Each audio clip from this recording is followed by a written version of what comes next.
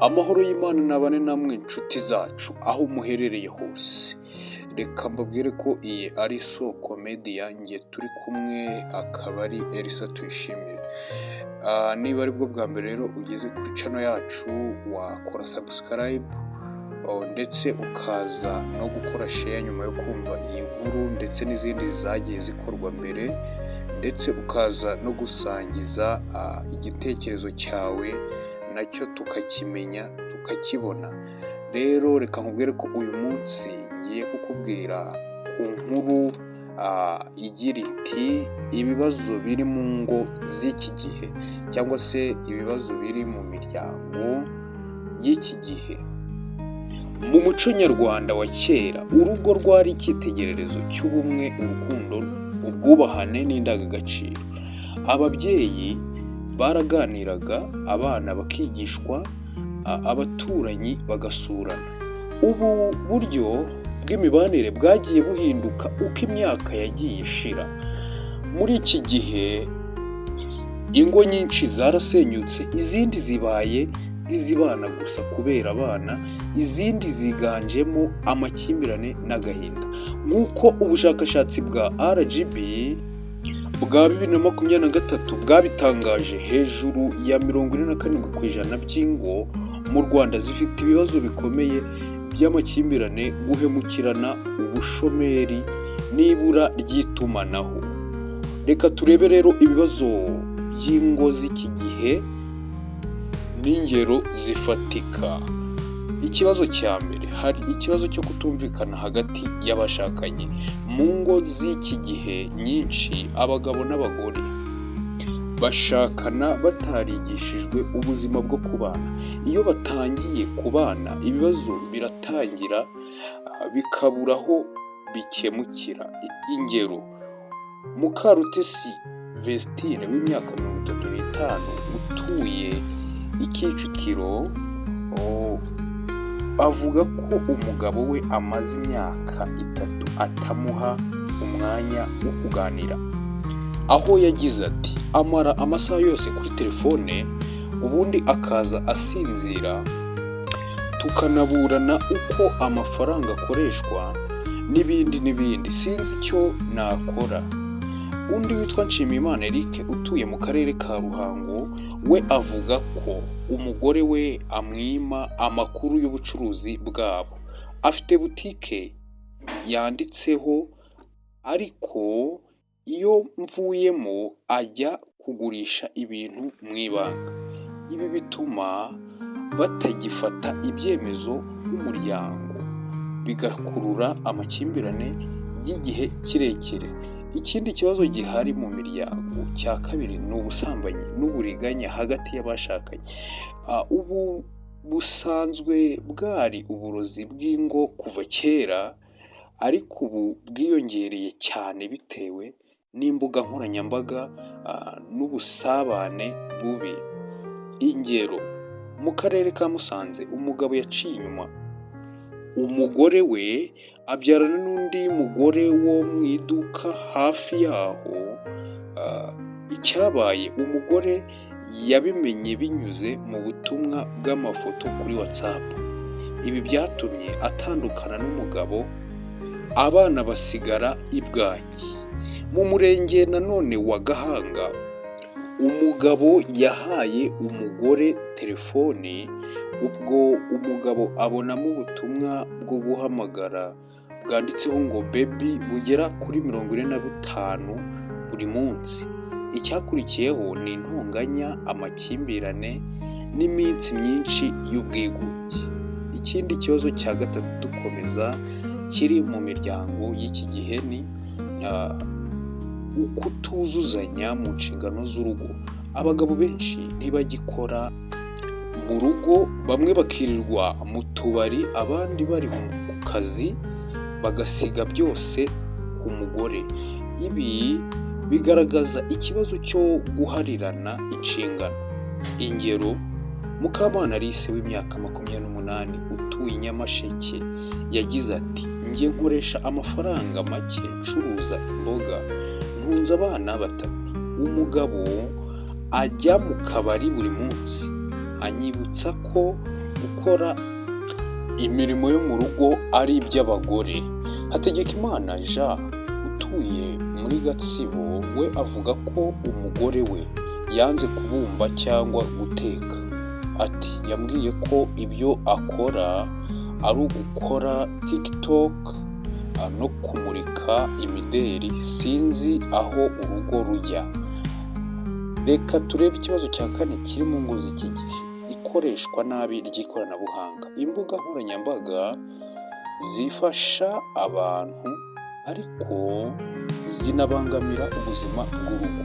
Kuri ubu umugabo n'umugore bashobora kuba bari mu nzu imwe, umwe akareba TikTok undi ari kuri Facebook ariko ntibavugane n'iminota 5. Ingero, Mugenzi Kereri umubyeyi w'imyaka 32 utuye i Kigali avuga ko umugabo we yamutayeho urugo kubera video challenge yakoreye kuri Instagram aho abantu bamushimagizaga. Hari undi witwa Ndayisenga Thomas akaba umuhinzi w'i Rulindo, atinya ko abana be batiga neza kuko buri wese afite telefoni, ntibagishaka kuganira na nyina cyangwa se. Reka turebe nanone ikibazo cya 5 kiri mu ngo z'iki gihe. Uko tugenda tureba ariko ikibazo, ndakwibutsa ko niba uri umubyeyi udukurikiye cyangwa se uri umwana uzi ubwenge cyangwa se ujijutse, nawe uzubaka urugo no mu minsi iri imbere, ibi bibazo ugenda ubinotinga ahantu cyangwa se ubyandika ahantu kugira ngo bitazakugiraho ingaruka mu rushako rwawe ruri imbere.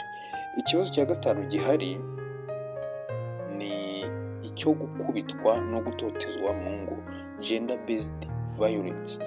Ni ukuvuga ngo iki kibazo kirakomeye cyane. Bamwe bakubitwa n'abagabo babo, tutirengagije ko hari n'abagore bashobora gukubita abagabo babo, ndetse abandi babatuka bababuza ijambo, abandi babatererana. Ingero, hari uwitwa Uwase Dativa yaje gusanga Isange One Stop Center nyuma yo gukubitwa na se w'abana be imbere yabo. Abagabo bamwe nka Habiyambere Joseph bavuga ko batewe ipfunwe no gukubitwa n'abagore babo ariko bakicecekera kuko nta wumva ko umugabo akubitwa. Reka turebe rero ingaruka ku muryango n'igihugu. Ingaruka ya mbere ibi bigira, abana barakurira mu kaga. Abana baba mu ngo zirimo amakimbirane baba bafite ibibazo by'uburere, benshi ntibarangiza amashuri, barwara umutwe, abandi bagakura bafite umujinya, ubwigunge n'agahinda. Indi ngaruka ya kabiri ni gatanya ziri kwiyongera cyane. Imibare y'urukiko rw'ibanze n'inkiko z'ubutabera igaragaza ko gatanya zigenda ziyongera buri mwaka. Ibi bituma abana baba mu ngo zituzuye, abandi baba ku mihanda. Ikindi kibazo bitera cya 3 ni ukwiheba no kwiyahura. Bamwe mu bashakanye barangiza ubuzima bwabo kubera kwiheba, agahinda gakabije no kubura uwo baganiriza. Hari urugero rwa Niyonsenga, izina ryahinduwe, wiyahuye nyuma yo gutabwa n'abana 3 n'umugabo bakamwihakana. Reka turebe inzira zo gukemura ibi bibazo twagiye tubona haruguru. Inzira ya mbere, gutoza abantu mbere yo kurushinga. Buri muryango wagakwiye kubanza kuganirizwa, hakabaho amahugurwa y'igihe kirekire mbere y'ubukwe.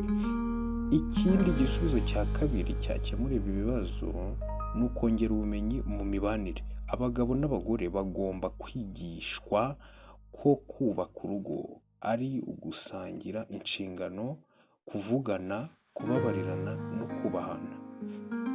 Ikindi gisubizo cya 3 kuri ibi ni ukugira gahunda ihoraho yo kuganira mu rugo.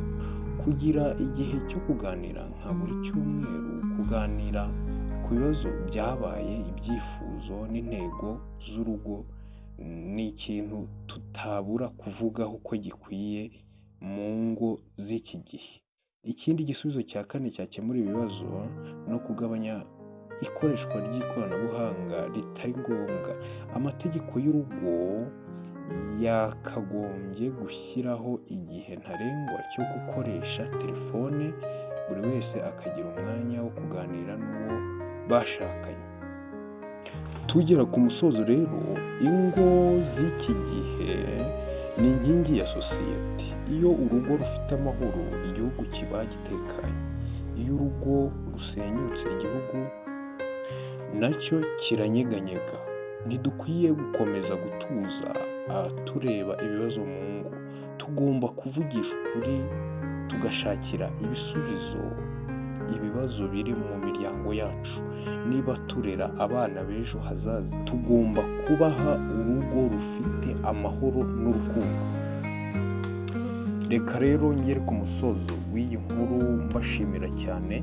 Iyi ni Isoko Media, nkubwira ngo kora subscribe niba utarayikora ni wo mwanya, ndetse igitekerezo cyawe ni ingenzi cyane kuri iyi nkuru, ndetse kandi wibuke no kuyisharinga cyangwa se kuyisangiza bagenzi bawe kugira ngo nabo aya makuru cyangwa se ibi byiza bitabacika. Ndabakunda cyane, amahoro y'Imana nabane namwe.